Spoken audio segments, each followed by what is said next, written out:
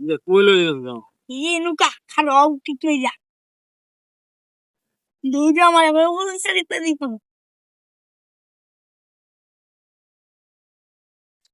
বাতি রে কি দেখো চারটা আছে কত নি বড় হ্যাঁ হালার গেলে হালা কানা হালার গেলে সাত বড় দে হালার গেলে মুলে লাত্তি মেরে একবারে নিচে ফেলাই দি হালার লাত্তি হালার গেলে লাত্তি মেরে ফেলাই দে মারি হালা লাঠি অবশ্য লাগবে সব আমি দিব